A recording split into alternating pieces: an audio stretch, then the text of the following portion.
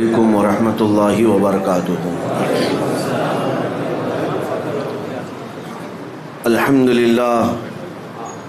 للہ الحنان المنان الذي خلق الانسان وعلمه البيان والصلاة والسلام على رسوله سید الانس والجان وعلى آلہ واصحابہ ذوی الخیر والاحسان، اما بعد فاعوذ باللہ من الشیطان الرجیم، بسم اللہ الرحمن الرحیم۔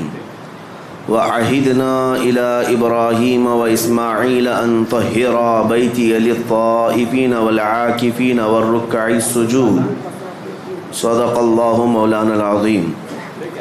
بارگاہ رسالت مآب صلی اللہ علیہ وسلم میں درود پاک کا ہدیہ پیش کریں۔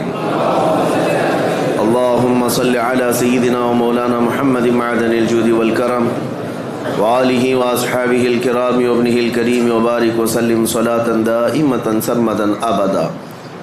عزیزان اکرام وقار، آج اس مسجد پاک میں ہم حاضر ہیں جس کی تعمیر نو اور تزئین کے بعد افتتاحی تقریب کا انعقاد کیا گیا ہے، اور آج اس مسجد پاک کو ہم جمعہ کی نماز سے افتتاح کا اور شروع کرنے کا جو طریقہ علماء اہل سنت کا رہا ہے اسے نبھانے کی کوشش کر رہے ہیں۔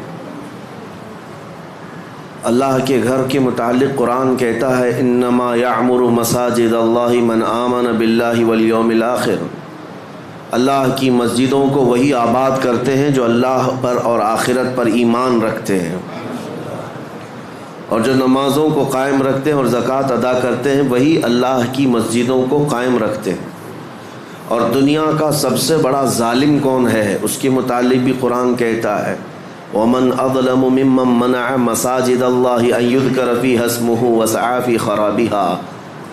سب سے بڑا ظالم شخص وہ ہے جو اللہ کی مسجدوں کو اللہ کا ذکر کرنے سے روکتا ہے اور اس کی ویران کرنے کی اور اس کے برباد کرنے کی کوشش کرتا ہے، وہ دنیا کا سب سے بڑا ظالم ہے۔ قرآن عظیم میں ظالم کا ذکر بھی آیا کہ مسجدوں کو ویران کرنے والا ظالم اور مسجدوں کو آباد کرنے والا مومن، اور الحمدللہ آج یہاں مومنین کی جماعت موجود ہے جو اللہ کے گھر کو آباد کرنے کے لیے حاضر آئے ہیں۔ میرے عزیزو، اس مقدس چمکتی عمارت کی خدمت بعض لوگ یہ سمجھتے ہیں کہ یہ صرف پیسوں کے ذریعے سے یا سیٹھوں کے ذریعے سے ہو سکتا ہے۔ ایسا بالکل نہیں۔ جب رب تبارک و تعالیٰ منظور کرے، وہ ایک ٹھیلا کھینچنے والا مزدور بھی مکمل مسجد کی تعمیر کر سکتا ہے، بلکہ اللہ کریم جس سے خدمت لینا چاہے، اور یہ خدمت بہت بڑی ہے، مساجد کی خدمت بہت بڑی ہے۔ پہلے پارے میں سورہ بقرہ کی اللہ تعالیٰ فرماتا ہے وَعَہِدْنَا إِلَىٰ إِبْرَاهِيمَ وَإِسْمَاعِيلَ۔ ابراہیم اور اسماعیل علیہ السلام دو ایسے جلیل القدر نبیوں کا ذکر کر رہا ہوں میں جن کا انبیاء اکرام علیہ السلام میں بڑا مقام ہے۔ حضرت ابراہیم ابو الانبیاء ہیں، اسماعیل علیہ السلام تو میرے آقا کے جد امجد ہیں۔ حضرت ابراہیم علیہ السلام رسول اللہ کے بعد دوسرا مقام رکھنے والے ہیں تمام انبیاء میں۔ ان دو نبیوں کا ذکر کر کے قرآن میں اللہ فرماتا ہے ہم نے ان دونوں سے، باپ اور بیٹے سے عہد لیا ہے، ابراہیم اور اسماعیل علیہ السلام سے عہد لیا ہے، وعدہ لیا ہے۔ کس بات کا؟ ان طہرا بیتی للطائفین والعاکفین والرکع السجود، کہ تم دونوں میرے گھر کی صفائی کیا کرو گے۔ اللہ رب العزت وعدہ لیا اپنی مسجد کی صفائی کا، کس سے؟ انبیاء سے، نبیوں سے۔ کس کے لیے صاف رکھو گے؟ طواف کرنے والوں کے لیے، اعتکاف کرنے والوں کے لیے، اور رکوع اور سجدہ کرنے والوں کے لیے۔ مجھے بتاؤ میرے عزیزو، یہ صرف مسجد کی جھاڑو لگانا خدام اور خادم کا ہی کام نہیں، قرآن کے اعتبار سے انبیاء اکرام علیہ السلام کو یہ شان دی گئی ہے کہ وہ اللہ کے گھر کی صفائی رکھیں گے، اور ابراہیم و اسماعیل علیہ السلام اس کام کو مکمل طریقے سے ادا کرتے بھی رہے۔ وہ زندگی بھر خانہ کعبہ، مسجد حرام کی خدمت کرتے بھی رہے۔ اب میں آپ کو ایک تاریخی بات بتاؤں کہ یہاں پر ہم مسجد میں آج جمعہ کے لیے حاضر آئے ہیں۔ ایک روایت سننے کے بعد دل باغ باغ ہو جاتا ہے۔ ابراہیم علیہ السلام جب کھانا معمولی بات نہیں، ابراہیم علیہ السلام دیوار چڑھاتے تھے، اسماعیل علیہ السلام پتھر اور اینٹیں لا لا کر کے مدد کیا کرتے تھے۔ جب تعمیر مکمل ہوئی، ابراہیم علیہ السلام، حضرت تشریف لا رہے ہیں حضور منانی میاں صاحب قبلہ نواز سرکار مفتی اعظم ہند، آپ حضرات جگہ دے دیں، درود پاک پڑھیں۔ اللہم صلی علی سیدنا و مولانا محمد معدن الجود والکرم وآلہ واصحابہ الکرام وابنہ الکریم وبارک وسلم صلاۃ دائمۃ سرمدا ابدا۔ اللہ کا فضل و احسان ہے، ہماری اس مسجد پاک میں رضوی دولہا تشریف فرما ہے، اور اس مسجد پاک کو نسبت ہے سرکار حضور مفتی اعظم ہند سے، بلکہ مسجد کا نام ہی ہے مفتی اعظم ہند مسجد۔ اور آج اس کی افتتاحی تقریب میں مجھے لگتا ہے سرکار مفتی اعظم ہند کی روحانیت شامل ہے، جس کی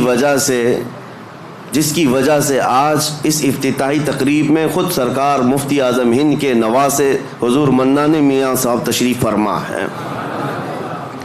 شیر رضا اور اعلیٰ حضرت کے نسب میں اور اعلیٰ حضرت کے نسل پاک میں چمکتا ہوا ایک چراغ ہمارے درمیان موجود ہے۔ اللہ کریم ان بزرگوں کا سایہ ہم پر دراز فرمائے۔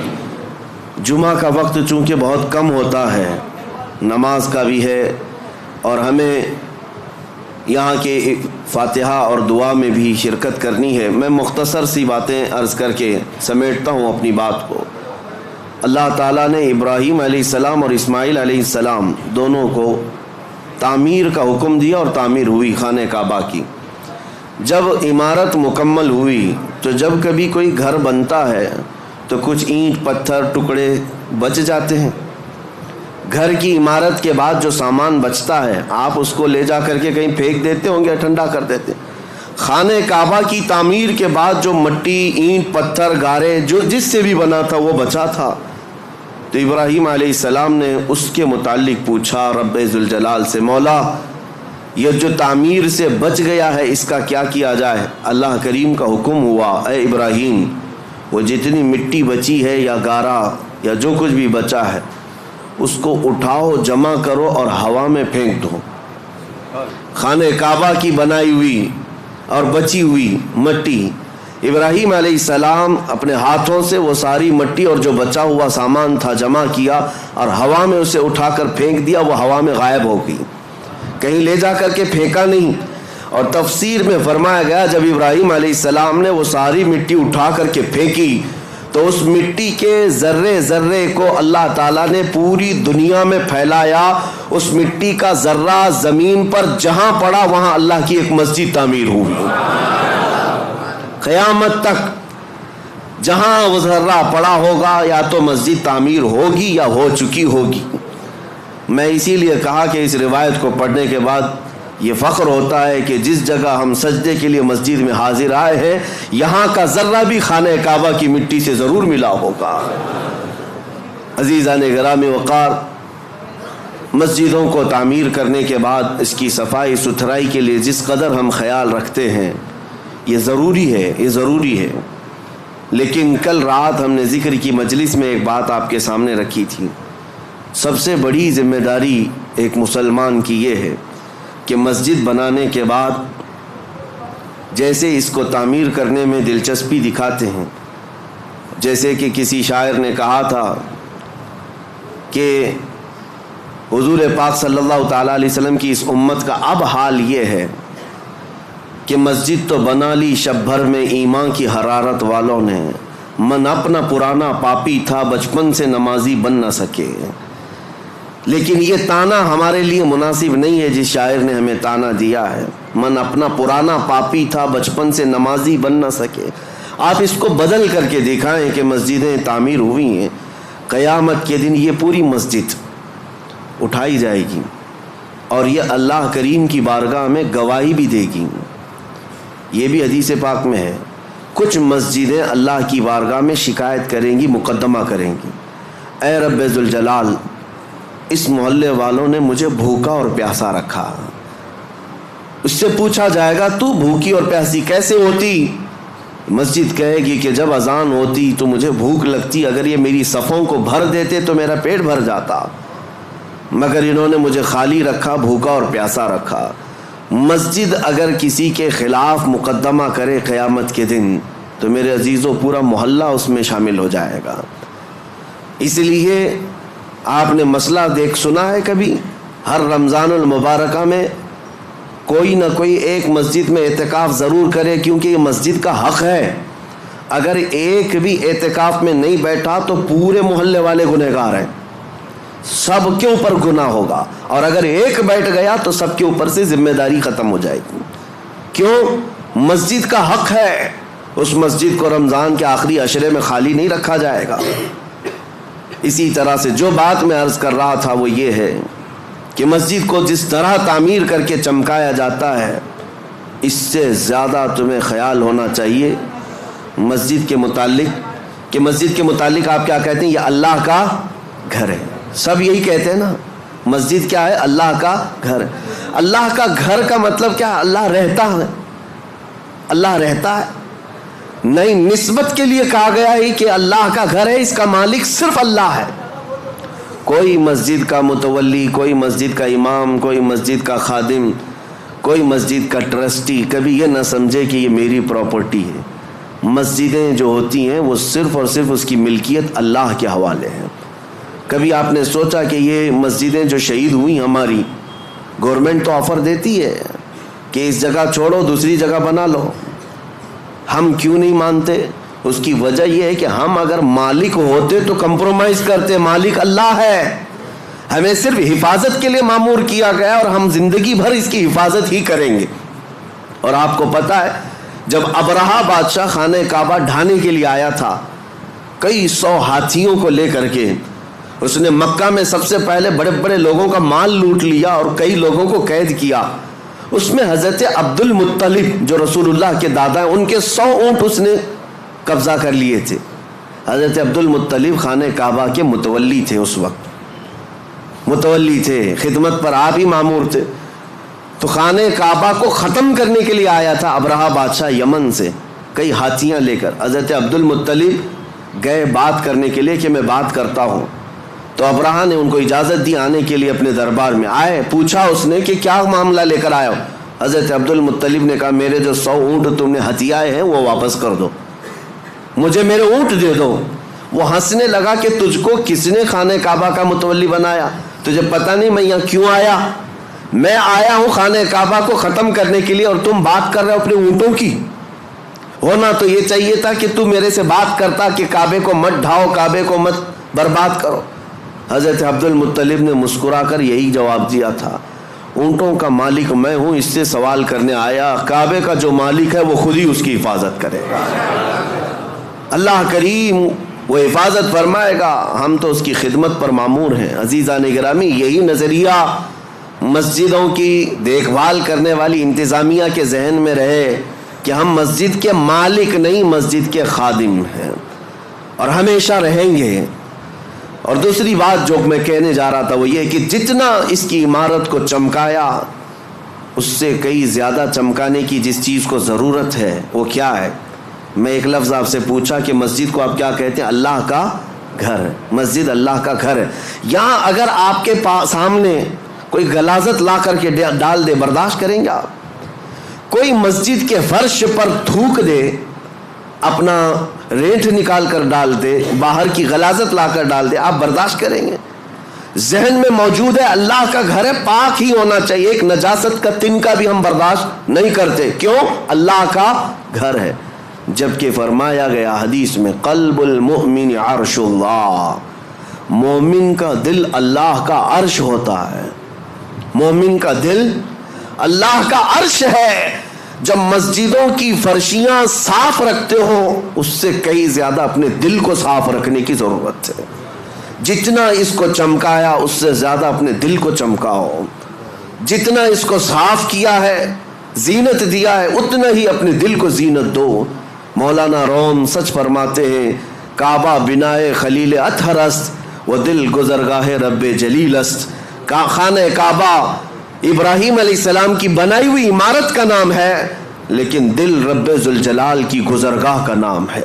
یہاں رب ذوالجلال تمہارے قلب کی طرف نظر فرماتا ہے، اس لیے اس کو پاک رکھنا چاہیے۔ ہم مسجدوں میں غلاظت برداشت نہیں کرتے تو پھر اپنے دل میں گناہوں کی لذت کے خیالات، کبھی وسوسوں کے انبار، کئی خواہشات کی بہت ساری بھیڑ دل میں کیا کیا جمع کر رکھا، جبکہ مومن کے متعلق کہا گیا وہ اللہ کا عرش ہے، اس اللہ کے عرش کو کیا ایسے ناپاک رکھا جا سکتا ہے؟ اس دل کی جتنی صفائی اور پاکی ہوگی اس قدر تم مقامات کو بھی پاتے جاؤ گے۔ اب آپ کو کیسے پتہ چلے یہ دل پاک ہے یا نہیں؟ اس کی سمپل سی مثال ہے، مسجد میں وضو کرنے کے لیے آتے ہیں، یہ نل لگے ہوئے ہیں وضو کے، ظاہر سی بات ہے اس کی ٹنکی تو کہیں لگی ہوگی، پانی کہیں جمع ہوتا ہوگا، وہیں سے تو نلوں میں آتا ہے۔ 10-12 نل لگائے ہوں گے وضو کے لیے، نل کھولو کون سا پانی آتا ہے؟ جو ٹنکی میں ہوگا وہی آئے گا۔ اگر ٹنکی میں پاک صاف پانی رکھا ہوا ہے تو جو بھی نل کھولو پاک صاف پانی آئے گا، اور ٹنکی میں اگر نجس پانی ہے، میلا پانی ہے، تو کسی بھی نل کو کھولو میلا پانی نکلے گا۔ یہ مثال اس لیے میں دے رہا ہوں، اپنے دل کی ٹنکی کو سمجھ لو۔ اگر ہاتھ، پیر، آنکھ، ناک یہ سب اعضاء نل ہیں، یہ سب صحیح کام کر رہے ہیں تو سمجھ لو کہ دل کے اندر سب پاکی صفائی ہے، اور اگر بے حیائیاں ہو رہی ہیں اس کا مطلب ہے کہ دل کی ٹنکی میں نجاست بھری ہوئی ہے۔ آنکھیں خطا کرتی ہیں، زبان غلاظت بکتی ہے، ہاتھ گناہ کرتے ہیں، پیر گناہ کرتے ہیں، تو اس کا مطلب یہ ہے یہ اعضاء کا کنیکشن دل سے ہے۔ اگر دل ناپاک ہے تو ہر عضو ناپاکی کرے گا، ہر عضو ناپاکی کرے گا۔ اسی لیے حدیث پاک میں میرے آقا صلی اللہ علیہ وسلم فرماتے ہیں الا وان فی الجسد مضغۃ اذا صلحت صلح الجسد كله واذا فسدت فسد الجسد كله الا وهي القلب۔ میرے آقا فرماتے ہیں آگاہ ہو جاؤ، تمہارے جسم میں گوشت کا ایک ٹکڑا ہے، اگر وہ صحیح ہو گیا تو سارے اعضاء، جسم کے سارے پارٹس صحیح ہو جائیں گے، اور اگر وہ بگڑ گیا تو سارے اعضاء بگڑ جائیں گے۔ وہ کیا ہے؟ حضور فرماتے ہیں وہ دل ہے، وہ تمہارا دل ہے۔ اسی لیے لقمان حکیم کے لیے حکم ہوا تھا، ایک بادشاہ نے کہا ایک بکری ذبح کرو، اس میں جو سب سے اچھی چیز ہے وہ لے آؤ۔ آپ نے ذبح کیا اور دل لے جا کر بادشاہ کے پاس رکھا، کہا پورے جسم میں سب سے اچھی چیز یہ ہے۔ بادشاہ نے دوسرے دن ایک بکری دی اور کہا سب سے بری چیز نکال کر لاؤ۔ دوسرے دن ذبح کیا اور پھر دل لے جا کر کے ہی بادشاہ کے سامنے رکھا، کہا یہی سب سے بری چیز ہے۔ اگر صحیح ہو گئی تو سب سے اچھی چیز جسم میں دل ہے، اور اگر بگڑ گیا تو سب سے بری چیز دل ہے۔ میں آج اس بات کو اس لیے عرض کر رہا ہوں کہ جتنا مسجدوں کی صفائی پر خیال رکھنا ضروری ہے اتنا اپنے دل کی صفائی پر بھی ضروری ہے۔ اگر اس کو آپ نے ناپاک ہی رکھا اور ایسی آوارہ رکھا تو 1000 سجدے کرنے کے بعد بھی تمہارا دل ناپاک ہی رہ جائے گا۔ مجھے وہ بات یاد آتی ہے کہ بعض حضرات بہت ساری چیزیں صاف کرتے۔ ایک گاؤں میں کنویں میں کتا گر گیا تھا، اور مولانا صاحب سے آ کر انہوں نے مسئلہ پوچھا کیا کیا جائے؟ شریعت کا مسئلہ ہے کہ چوہا گرے تو اتنے ڈول پانی نکالو، بلی گری تو اتنے ڈول، کتا گرے تو پورا پانی نکال دو، کنویں کا پورا پانی نکال دو، نجس ہو گیا ہے۔ گئے گاؤں والے، پورا پانی نکال دیا۔ چند دنوں کے بعد پھر پانی بھرتا ہے کنویں میں، پھر بھر گیا تو اس میں کتے کے بال وال سب نظر آنے لگے۔ مولانا صاحب نے، مفتی صاحب نے پوچھا کہ یہ کیا ہے؟ ابھی بھی تو ایسی چیز بدبو آ رہی۔ کہا کہ حضرت ہم نے پانی تو پورا نکالا، کتا ابھی اس کے اندر ہی ہے۔ آپ نے کب کہا ہم کو کہ کتا بھی نکالو؟ تو انہوں نے کہا میرے کہنے کا مطلب یہ ہے کہ جس سے نجاست بھری تھی پہلے وہ چیز نکالتے، بعد میں پانی نکالتے۔ بات ایسی ہے کہ ہم اپنے اعضاء کو سنوارنے میں تو لگے ہیں، تم اپنے ہاتھ، پیر، آنکھ اور ناک اور زبان کو سنوار تو لیتے ہو، لیکن دلوں کے اندر جو نجاست کا کتا مرا ہوا ہے اس کتے کو جب تک نکالا نہ جائے گا بدبو ہمارے اعضاء سے آتی رہے گی۔ اس لیے میرے عزیزوں سب سے پہلے اپنے دلوں کی صفائی۔ مجھے ایک بات یاد آتی ہے، اللہ کریم جب موقع دے میں اس مسجد کی جھاڑو بھی لگانے پر فخر محسوس کروں، اسی نہیں کسی بھی مسجد کی۔ اللہ کریم اس سے مقامات بلند عطا فرماتا ہے۔ آپ آتے ہیں مسجد میں نماز پڑھنے کے بعد، کوئی یہاں پر خادم کہاں ہے، امام کہاں ہے، مؤذن کہاں ہے، ان کو چلاتے مت بیٹھو. اگر کچرا دکھا تو سب سے پہلے بڑھ کر کے اٹھاؤ اور خود صاف کرو، اس حصے میں تم بھی شامل ہو جاؤ. یہ نہیں کہ یہاں آ کر کے فلاں کہاں ہے، تنخواہ کیوں لیتا ہے، یہ صفائی کیوں نہیں رکھتا. تم آرڈر دینے والے نہیں ہو، وہ اللہ کریم کے گھر کی عبادت اور خدمت میں لگا ہوا ہے. مصر کے ایک بڑے بزرگ شیخ متولی شعراوی رحمۃ اللہ علیہ، جنہوں نے پورے قرآن کی تفسیر لکھی ہے اور عرفات کے میدان میں ان کو خصوصی خطاب کے لیے لایا گیا تھا. پورے عرب کے سب سے بڑے عالم دین، اللہ کے ولی، جن کے متعلق میں آپ کو بتاؤں، وہ اتنے بڑے مفسر کہ ہزاروں علماء ان کے شاگرد ہیں. ان کا ڈرائیور وہ خود کہتا ہے کہ روزانہ رات کے 12 بجے کار لے کر اپنے گھر سے نکلتے، میں ہوتا ساتھ میں حضرت ہوتے، تقریباً 70 سال کی عمر ہے، اور مسجد چلے جاتے، مسجد سیدہ نفیسہ، مسجد امام حسین، کئی مسجدیں ان کی خاص تھی. رات کو جاتے اور ڈرائیور سے کہتے دروازہ کھلوا کر اندر چلے جاتے، یہ باہر ویٹ کرتا رہتا. گھنٹہ 2 گھنٹے کے بعد آتے. ظاہر سی بات اللہ والے نماز پڑھ رہے ہوں گے، تہجد یا عبادت میں مصروف. برسوں یہ سلسلہ چلتا رہا. میرے عزیزو، ان کے انتقال کے بعد یہ پتہ چلا مسجد کے ایک خادم نے، جو مسجد ہے سیدہ نفیسہ میں یا کوئی ایک مسجد میں، خادم نے ڈرائیور سے ملاقات کی اور کہا کتنا اچھا وہ زمانہ تھا جب وہ آتے تھے حضرت نماز کے لیے. یہ ڈرائیور کہنے لگا کہ میں 2 گھنٹے باہر انتظار کرتا تھا، حضرت کا وصال ہو گیا. کیسی عبادت کرتے تھے مسجد میں جا کر، تم تو اندر رہتے تھے، تم خادم ہو، کبھی دیکھا میرے حضرت کو؟ وہ خادم رونے لگا اور کہا ڈرائیور سے، وہ راز تھا میں بتا نہیں سکتا، لیکن اب ان کا انتقال ہوا، میں بتاتا ہوں. حضور تشریف لاتے رات کے 12 بجے، وہ عبادت کرنے کے لیے نہیں بلکہ سیدھے طہارت خانوں میں جاتے اور اپنے ہاتھوں سے سارے طہارت خانے دھوتے تھے، وضو خانے کو اپنے ہاتھوں سے صاف کرتے تھے، اپنے ہاتھوں سے سارے استنجا خانے صاف کرتے. کس عالم دین کی بات کر رہا ہوں جس کے ہزاروں شاگرد ہیں، پورے قرآن کی تفسیر لکھی ہے. اللہ کریم کے ایسے بزرگ ولی اپنے ہاتھ سے رات کے وقت پوری مسجد کے طہارت خانے صاف کرتے. اور پھر ایک دن میری نظر پڑی تو انہوں نے مجھے کچھ پیسے دی اور کہا زندگی بھر یہ کسی کو بتانا مت، میں یہ صفائی اس لیے کرتا ہوں کہ مجھے میرے رحمان پر یقین ہے، اس کے گھر کو میں اپنے ہاتھ سے صاف کروں گا، میرے دل کو وہ صاف کرے گا، میرے دل کو وہ پاک کرے گا. اور اللہ نے ایسا پاک کیا کہ جب وہ بزرگ شیخ متولی شعراوی رحمۃ اللہ علیہ کے انتقال کا وقت آیا، میں آپ کو بتاؤں ہمارے اساتذہ موجود تھے جنہوں نے کہا سرانے کے پاس کئی علماء کھڑے تھے، وہ بستر پر لیٹے ہوئے تھے. اچانک آپ نے کہا کہ ہٹ جاؤ تم سب یہاں سے، سرانے کے پاس سے ہٹ جاؤ. وقت کے بڑے بڑے لوگ کھڑے تھے. اس کے بعد اچانک انگلی اٹھائی، کہا اشہد ان لا الہ الا اللہ واشہد انک رسول اللہ. کلمہ طیبہ ایسے نہیں پڑھتے، اشہد ان محمدن رسول اللہ. میں گواہی دیتا ہوں کہ اللہ کے سوا کوئی معبود نہیں، اور گواہی دیتا ہوں محمد صلی اللہ علیہ وسلم اللہ کے رسول ہے. کلمہ یہی ہے، پڑھتے ہوئے دنیا سے جائیں. لیکن آپ نے آخری وقت میں انگلی اٹھائی اور یوں کلمہ پڑھا، میں گواہی دیتا ہوں کہ اللہ کے سوا کوئی معبود نہیں، اور میں گواہی دیتا ہوں کہ آپ اللہ کے رسول ہیں. یہ اس وقت بندہ کہتا ہے جب رسول اللہ کو اپنے سامنے دیکھ رہا ہو. جب اپنے سامنے دیکھ رہا ہو تب یہ کہہ سکتا ہے انک رسول اللہ، آپ اللہ کے رسول ہیں. پھر ان کا وصال ہوا. علماء کرام کہتے ہیں کہ ہم نے ایسی موت کسی کی نہیں دیکھی جو انگلی اٹھا کر خود رسول اللہ کو دیکھ رہا ہو اور دنیا سے جا رہا ہو. میرے عزیزو، یہ مقامات بلند انہیں ان کاموں کی وجہ سے یا ان نیکیوں کی وجہ سے بھی ہو سکتا ہے ملی ہوں. اس لیے آج اس مسجد پاک کی جن لوگوں نے خدمتیں کی ہیں، اللہ ان کے گھروں کو سجا اور ان کی قبروں کو روشن کرے، اور رب ذوالجلال اس مسجد پاک کو عشق رسول کا مرکز بنائے. یہاں سے خرافات نہ ہوں، فتنے نہ ہوں، جھگڑے فسادات نہ ہوں، بلکہ مسجدوں کے متعلق حدیث پاک میں ایک بات آتی، اس لیے ڈر لگتا ہے. اللہ کے رسول صلی اللہ علیہ وسلم نے ارشاد فرمایا قیامت کے قریب مسجدیں خوب سجائی جائیں گی لیکن عبادت کرنے والے نہیں ہوں گے.